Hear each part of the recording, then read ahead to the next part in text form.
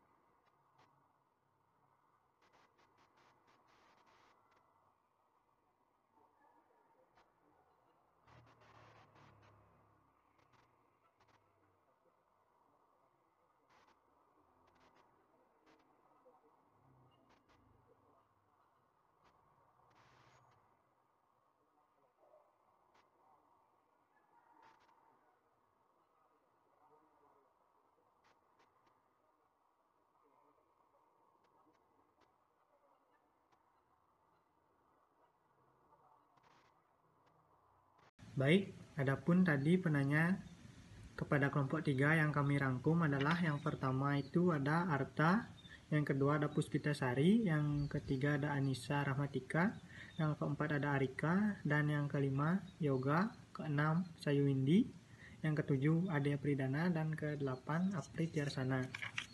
Dan berikut ini kami ulang tik video dari sesi diskusi penanya kepada kelompok kami, kelompok 3. Berikut adalah videonya. Terima kasih.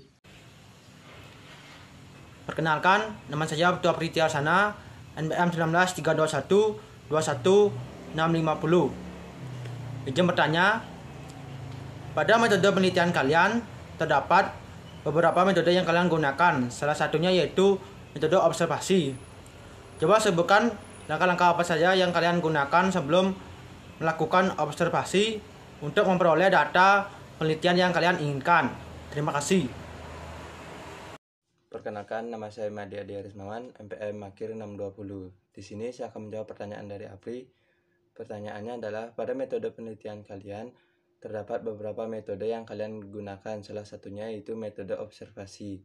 Coba sebutkan langkah-langkah apa saja yang kalian lakukan sebelum melakukan observasi untuk memperoleh data penelitian yang diinginkan. Di sini jawaban saya adalah, dalam proposal penelitian kami, langkah-langkah yang kami lakukan sebelum melakukan metode observasi yaitu, yang pertama, kami menentukan tujuan dan fungsi kegiatan observasi. Yang kedua, kami mencatat data yang diperlukan dan menyesuaikannya dengan tujuan atau fungsi observasi. Yang ketiga, kami melakukan survei tempat dan melanjutkan observasi. Yang keempat itu, kami menemui narasumber untuk wawancara sebagai bukti penguat dan sumber acuan atau bisa disebut juga referensi. Dan yang terakhir, kami melakukan observasi. Sekian dari jawaban saya, terima kasih. Baik, perkenalkan, nama saya Iputu Adi Apridana dengan NPM 488. Di sini saya ingin bertanya, mengapa disiplin kerja itu penting dan apa pengaruh bagi kinerja karyawan di suatu perusahaan. Terima kasih. Baik, perkenalkan, nama saya Iputu Fernanda Ekayasa, NPM 521. Di sini saya akan menjawab pertanyaan dari Ade Apridana. Pertanyaannya, mengapa disiplin kerja itu penting dan apa pengaruhnya bagi kinerja dari perusahaan tersebut? Disiplin kerja itu penting karena dapat menjaga peraturan dan sistem perusahaan untuk berjalan secara konsisten dalam mencapai tujuan perusahaan. Jadi dengan kedisiplinan yang biasa diterapkan tersebut, karyawan maupun perusahaan tidak dapat mengubah peraturan dan konsistensi kerja pun akan dapat terjaga seterusnya. Dan pengaruh bagi kinerja perusahaan adalah tingginya produktivitas kerja karyawan dan kinerja perusahaan yang akan membuat perusahaan berjalan dengan baik dan optimal. Sekian jawaban dari saya. Terima kasih. Baik, perkenalkan, nama saya Ikut Yogandara dengan MPM 1932 12 13 61. Baik, di sini saya akan bertanya. Jelaskan bagaimana cara dan langkah-langkah yang diambil perusahaan untuk memotivasi karyawan untuk mencapai kinerja yang maksimal. Baik, sekian pertanyaan dari saya. Terima kasih. Perkenalkan, nama saya Ana Agung Ayu Istri Rada Angareni, NPM 19321211505. Di sini saya akan menjawab pertanyaan dari Yogantara. Jelaskan bagaimana cara dan langkah-langkah yang diambil perusahaan untuk memotivasi karyawan untuk mencapai kinerja yang maksimal. Yang pertama, kebutuhan fisik. Kebutuhan akan fasilitas penunjang yang didapat di tempat kerja, misalnya fasilitas penunjang untuk mempermudah penyelesaian tugas di kantor. Yang kedua, kebutuhan rasa aman. Kebutuhan akan rasa aman ini diantaranya adalah rasa aman fisik, stabilitas, ketergantungan, dan perlindungan dan kebebasan dari daya-daya mengancam seperti takut, cemas, dan bahaya. Yang ketiga, kebutuhan sosial. Kebutuhan yang harus dipenuhi berdasarkan kepentingan bersama dalam masyarakat. Kebutuhan tersebut dipenuhi bersama-sama. Contohnya, interaksi yang baik antar sesama. Yang keempat, kebutuhan akan penghargaan. Kebutuhan atas apa yang telah dicapai oleh seseorang. Contohnya, kebutuhan akan status, kemuliaan, perhatian, dan reputasi. Yang kelima, kebutuhan dorongan mencapai tujuan.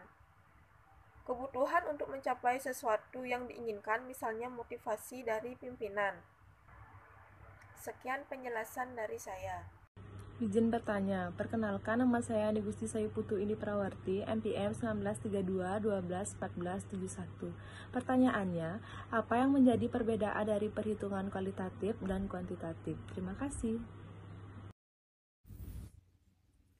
Baik, perkenalkan nama saya Imade Surya Matawan, NPM 19321212228. Saya akan menjawab pertanyaan dari Ayu Indi. Coba jelaskan apa yang jadi perbedaan dari penghitungan kualitatif dan kuantitatif. Kualitatif adalah proses mengumpulkan, menganalisis, dan menafsirkan data non-numerik. Penelitian kualitatif diungkapkan dengan kata-kata. Ini digunakan untuk memahami konsep pemicuan atau pengalaman. Data kualitatif didefinisikan sebagai data non-numerik seperti teks, video, foto, atau rekaman audio. Jenis data ini dapat dikumpulkan dengan menggunakan catatan harian atau wawancara mendalam, dan dianalisis menggunakan teori dasar atau analisis tematik. Jenis penelitian ini memungkinkan peneliti mengumpulkan wawasan mendalam tentang topik yang tidak dipahami dengan baik. Sedangkan penelitian kuantitatif melibatkan proses pengumpulan dan analisis data numerik secara objektif untuk menggambarkan, memprediksi, atau mengontrol variabel yang menarik. Penelitian kuantitatif diekspresikan dalam angka dan grafik. Ini digunakan untuk menguji atau mengkonfirmasi teori dan asumsi.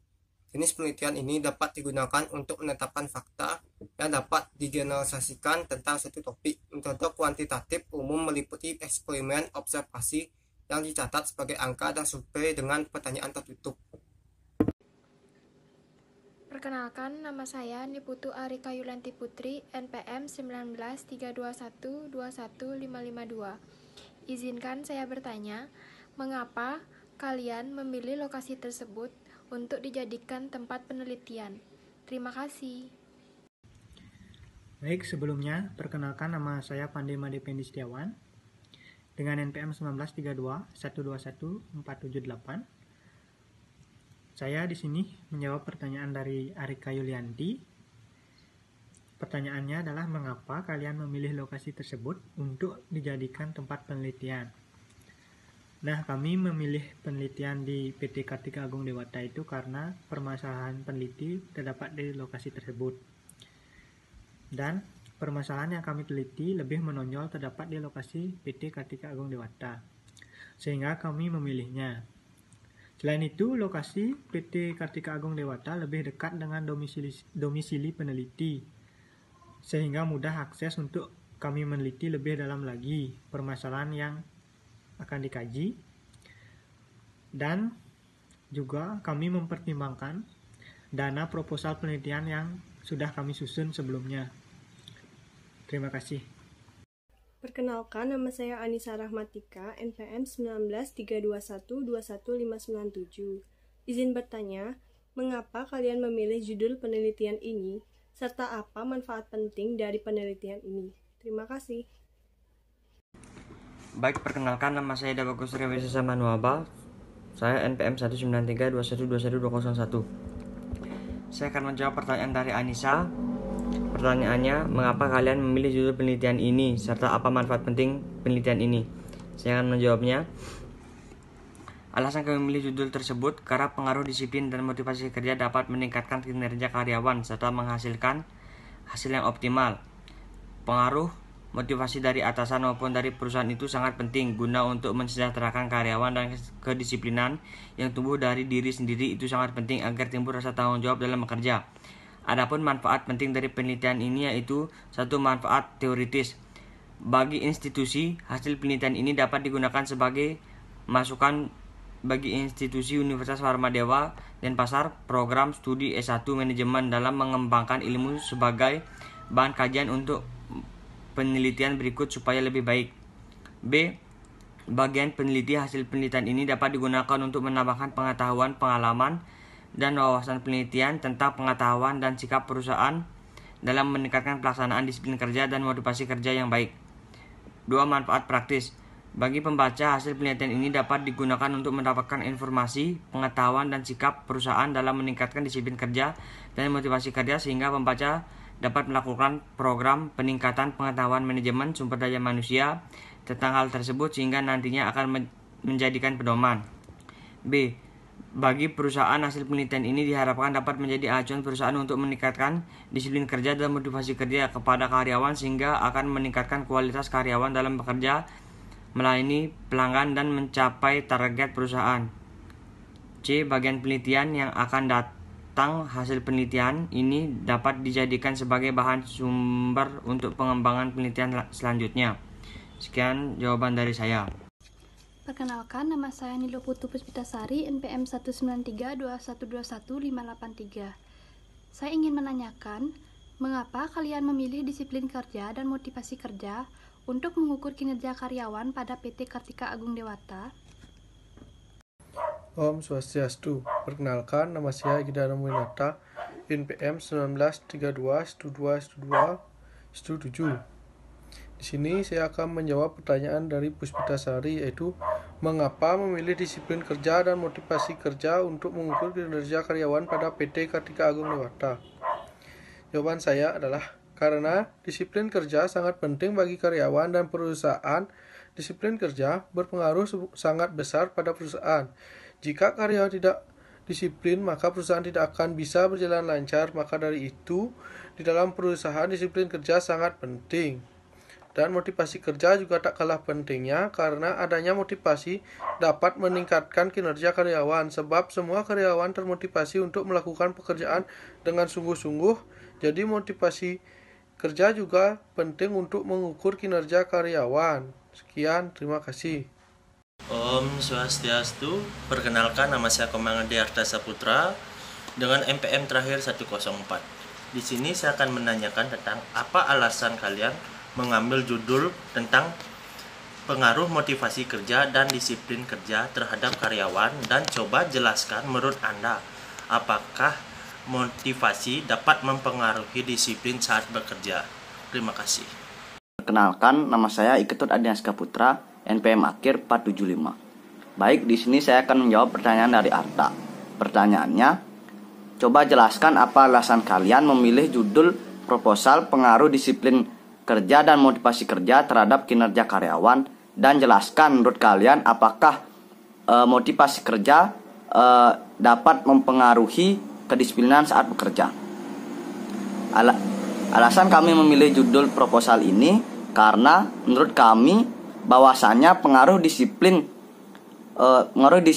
kerja dan motivasi kerja terhadap kinerja karyawan yaitu menarik untuk diteliti. Karena kita dapat mengetahui pengaruh disiplin dan motivasi kerja dapat meningkatkan kinerja karyawan serta hasil yang optimal pada perusahaan. Menurut kami, motivasi kerja dapat mempengaruhi kedisiplinan saat bekerja. Karena jika pegawai yang memiliki motivasi kerja yang tinggi, maka dapat meningkatkan kedisiplinan saat bekerja.